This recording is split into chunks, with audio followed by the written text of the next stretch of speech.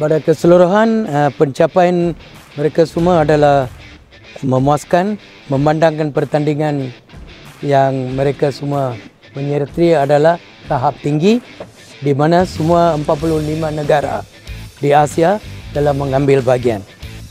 Walau bagaimanapun beberapa atlet telah menunjukkan prestasi yang baik. Jadi, antara mereka adalah Irfan dapat pingat gangsa, Wan Fazril mencapai masa terbaik dalam acara 800 meter dan sedikit dia akan pecah rekod Rabi Rajkumar, dan juga Muhammad Armin 100 meter lari berbangga telah membuat pencapaian terbaik. Umar dalam acara 400 meter telah membuat season best masa 46.25 masa. Of course, saya dengan coach memang kita orang, of course kita orang datang sana for goal, tapi benda didn't hit how it should be. So saya harus berpuas hati dengan apa yang terjadi, walaupun pingat bronze, podium is podium. And then at the same time, saya tak letak too much pressure dekat diri saya. Basically I'm not punishing myself every day. I want to do this, I want to do this. But it's good to have this bagi saya.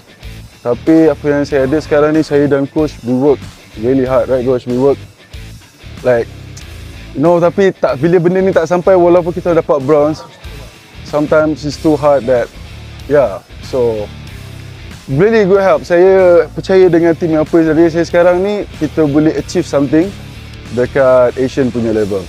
So saya just tak sabar benda-benda macam ni, dan saya harap saya dapat lagi exposure dekat luar untuk competition. Pertama sekali rasa bersyukur, dan dalam masa yang sama rasa terkejut sebab sasaran yang diberikan kepada coach daripada coach untuk saya adalah sub 150 saja. Tapi saya dapat buat lebih baik, jauh lebih baik daripada itu. So alhamdulillah. Dan saya akan training lagi untuk bersungguh-sungguh untuk dapatkan timing lebih bagus.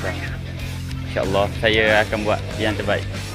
Okay, perasaan saya gembira sebab saya tak letakkan harapan yang tinggi untuk hujanan ni, dan saya dapat buat season best dan juga masuk ke final.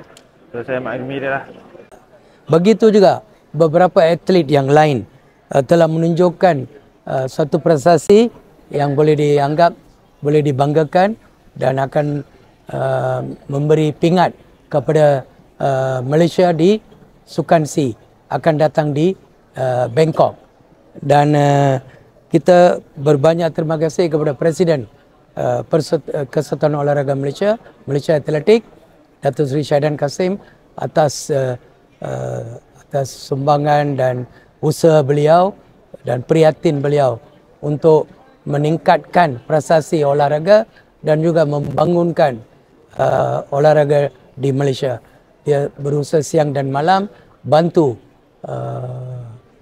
semua atlet dan juga jurulatih setiap kali mengatasi masalah-masalah yang kita hadapi, dan beliau sesungguhnya datang dan mengambil dia menyelesaikan masalah-masalah tersebut.